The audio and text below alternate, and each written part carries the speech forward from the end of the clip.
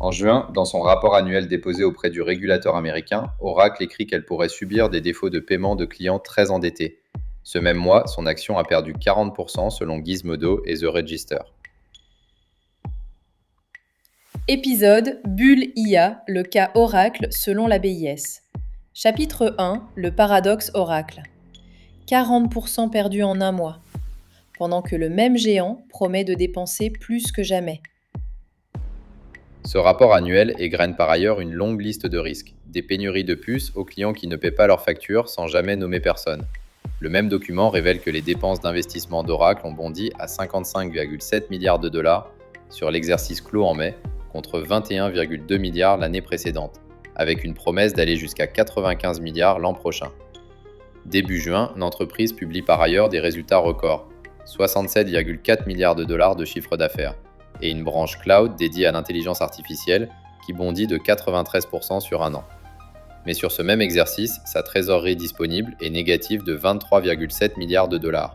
L'entreprise a dépensé 23,7 milliards de plus qu'elle n'en a généré. Voilà le paradoxe que le marché a sanctionné en perdant confiance, 40% de capitalisation envolée en un seul mois. La vraie question n'est donc pas de savoir si l'intelligence artificielle fonctionne, les études montrent que oui, mais de savoir qui a construit la plomberie financière derrière ce pari et ce qui se passe si le robinet se ferme. D'autres géants de l'intelligence artificielle ont trébuché ce même mois, Nvidia compris, mais Oracle concentre la question à elle seule. Elle ne se contente pas d'utiliser l'intelligence artificielle, elle construit les tuyaux pour tout le monde. Ce n'est pas un hasard si presque au même moment, la Banque des règlements internationaux publie son propre rapport annuel, celle qu'on appelle la Banque centrale des banques centrales. Elle compare le boom actuel de l'intelligence artificielle aux grandes manies du passé, des centaines de kilomètres de canaux creusés au XIXe siècle pour des marchandises qui n'existaient pas encore, le rail britannique quelques décennies plus tard, la bulle Internet en 2000. Ces épisodes se terminaient tous de la même façon, par un retournement brutal de l'investissement suivi d'une récession. Reste à savoir combien de temps le cas Oracle restera isolé, ou s'il n'est que le premier domino d'une série que la BIS a déjà commencé à compter.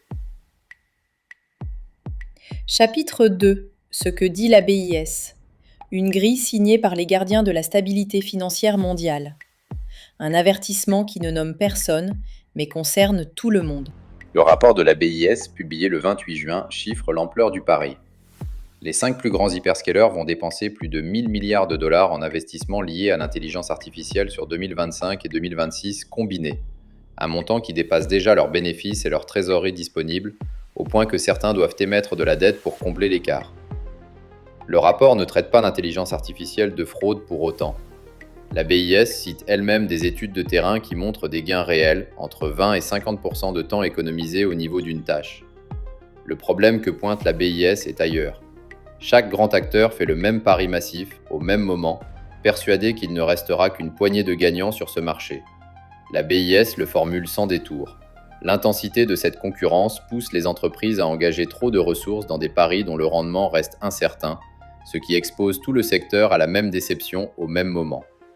Les économistes de l'institution ont modélisé ce comportement avec la théorie des contests, où plusieurs joueurs misent pour un même prix.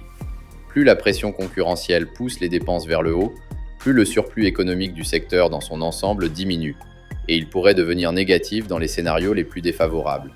Autrement dit, la course collective à qui construira le plus vite pourrait détruire de la valeur pour tout le monde, y compris pour les gagnants supposés.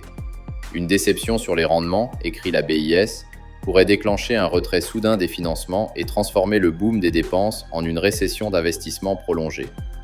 La BIS ne se contente pas d'un diagnostic. Elle appelle les banques centrales à rester vigilantes sur l'inflation et les gouvernements à reconstituer leurs marges de manœuvre budgétaires, mais surtout les régulateurs à étendre leurs standards prudentiels aux acteurs non bancaires qui financent désormais l'essentiel du pari. Reste à savoir comment une déception se transmettrait au reste de l'économie, et c'est là que le rapport devient vraiment inconfortable. Chapitre 3. La plomberie cachée. Des participations croisées et des contrats de rachat habillés en clauses de sortie. Personne, à l'extérieur, ne voit tout le tableau. La BIS décrit un réseau complexe d'accords privés entre hyperscalers, fabricants de puces et laboratoires d'intelligence artificielle. Le montage le plus visible s'appelle le financement circulaire. Un hyperscaler prend une participation dans un laboratoire d'IA qui s'engage en retour à racheter sur plusieurs années du calcul ou des puces auprès de ce même hyperscaler. L'argent qui sort d'une poche revient dans l'autre, habillé en contrat commercial. Les centres de données, eux, sont de plus en plus souvent construits par des sous-traitants extérieurs qui les relouent ensuite aux hyperscalers sur de longs contrats assortis de clauses de sortie. La BIS est directe sur ce point. Ces accords restent, je cite, généralement mal divulgués, avec le risque qu'un même actif serve de garantie à plusieurs financements à la fois. Concrètement, le même centre de données peut apparaître en garantie, à la fois dans le bilan du promoteur qui l'a construit et dans celui du fonds qui l'a financé, sans qu'aucun régulateur unique n'ait vu sur l'ensemble de la chaîne. Ajoutez à cela le poids du crédit privé. Les fonds de prêt direct pèsent aujourd'hui, selon les chiffres cités par la BIS, plus de 1000 milliards de dollars et ils ont quadruplé leurs prêts au secteur de l'intelligence artificielle et des technologies en 5 ans. La même source chiffre l'intelligence artificielle à près de la moitié des émissions obligataires de bonne qualité et à 87% du financement en capital risque. L'économiste en chef du fonds Apollo, Thorsten Slock, résume ce glissement en une phrase. L'intelligence artificielle a cessé d'être un simple phénomène de marché-action pour devenir une transformation qui touche désormais l'ensemble des marchés de capitaux. Les actionnaires ne sont plus seuls à porter ce pari. Une chaîne de crédit tout entière le porte désormais et cette chaîne passe largement hors des banques traditionnelles, donc hors du regard des régulateurs habituels. Des signes de tension sont déjà là. Certains fonds de prêt direct ouverts au grand public font face à tant de demandes de retrait qu'ils doivent vendre des actifs dans l'urgence pour y répondre. Zhang Tao, le représentant de la BIS pour l'Asie-Pacifique, a prévenu qu'une correction pourrait se propager plus vite que les crises bancaires précédentes. L'essentiel de ce financement passe en effet par des fonds spéculatifs et du crédit privé, moins surveillés qu'une banque. Chapitre 4. Oracle comme cas d'école. Un fournisseur qui construit à crédit pour un client qui, lui-même, ne sait pas encore s'il pourra payer. Repartons de cette phrase qu'Oracle a glissée dans son propre rapport annuel, sur ses clients très endettés qui pourraient ne pas la payer. Elle ne nomme personne, mais l'allusion est difficile à manquer. Oracle a signé avec OpenAI un contrat de calcul sur 5 ans, rapporté par la presse économique à 300 milliards de dollars. La pièce centrale du projet Stargate que son fondateur, Larry Ellison, est allé vanter à la Maison-Blanche. Ce contrat alimente un carnet de commandes qu'Oracle elle-même a chiffré, dans ses résultats officiels, à 638 milliards de dollars, soit environ 1,5 fois sa valeur boursière actuelle. Plus de la moitié de ce carnet dépend d'un seul client, selon des analystes de Bank of America cités par CNBC, et ce client, OpenAI, générerait, selon des estimations reprises par la presse économique, environ 12 milliards de dollars de revenus annuels, loin des centaines de milliards qu'il s'est engagé à payer. L'agence Morningstar l'a résumé sans détour, dans une note reprise par la presse financière. Les commandes d'Oracle ne se transforment en revenus que si l'intelligence artificielle continue de progresser au même rythme, et un client comme OpenAI peut tout aussi bien réduire ou annuler ses engagements si ses propres produits n'atteignent pas leurs objectifs. Ce que le rapport annuel d'Oracle avoue, en filigrane, c'est cette dépendance à un client dont les revenus ne couvrent, aujourd'hui, qu'une fraction de ses promesses. Pour financer sa propre bascule, Oracle a déjà levé, selon ses propres résultats financiers, 43 milliards de dollars de dette et 5 milliards en capital sur le seul exercice écoulé. Sa dette de long terme atteint désormais, toujours selon ces mêmes résultats, 122,3 milliards de dollars, avec une dette nette qui dépasse 90 milliards. Ce même dépôt révèle aussi que l'entreprise a supprimé 21 000 postes en un an, 13% de ses effectifs, en citant explicitement l'adoption de l'intelligence artificielle dans ses propres opérations. Le prix social de cette purge s'élève à 1840 millions de dollars en charges de restructuration,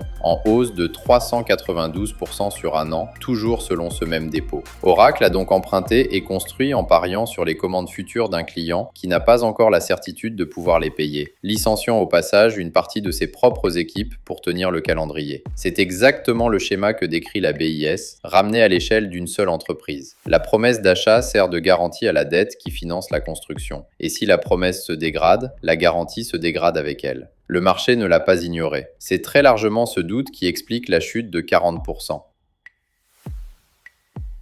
Chapitre 5. Qui encaisse en premier? Les actionnaires ne sont jamais les premiers à payer la facture. Reste à savoir qui l'est. Quand un pari collectif de ce genre déçoit, la facture ne descend pas en ligne droite, elle remonte, dans l'ordre inverse de la prise de risque. En bas de la chaîne, les entreprises de construction et d'ingénierie qui bâtissent les centres de données portent des bilans que la BIS qualifie elle-même de fragiles. Les fonds de crédit privés et les actionnaires d'Oracle absorbent le choc ensuite, avec beaucoup moins de garde-fous qu'une banque classique. Et ce sont finalement les ménages d'Américains eux-mêmes qui encaissent le dernier coup. Leur exposition aux actions, note la BIS, a plus que doublé par rapport à leurs revenus depuis 2010. Cette allusion qu'Oracle avait glissée dans son rapport annuel ne visait donc pas qu'un seul fournisseur inquiet. Elle décrivait une chaîne entière de garanties adossées les unes aux autres, du chantier de béton jusqu'au portefeuille des ménages. La BIS ne dit pas quand cette chaîne cassera, ni si elle cassera. Elle dit seulement qu'elle existe et qu'elle est plus longue et plus opaque qu'on ne le pensait. La BIS documente d'ailleurs un choc qui a déjà testé cette fragilité cette année. Depuis la fermeture du détroit d'Ormuz en février, note-t-elle, l'inflation mondiale a repris de la hauteur et les banques centrales pourraient devoir remonter leurs taux pour la freiner. Ce sont précisément des taux plus élevés qui rendraient soudain plus lourde toute la dette qui finance aujourd'hui les paris sur l'intelligence artificielle. La question à garder n'est donc pas de savoir si l'intelligence artificielle tiendra ses promesses, c'est de savoir qui, dans cette chaîne, a signé une promesse qu'il ne peut pas tenir. La prochaine fois qu'un fournisseur d'intelligence artificielle brandit un carnet de commandes à 638 milliards, comme Oracle aujourd'hui, demandez-lui une seule chose: qui en face a vraiment les moyens de payer?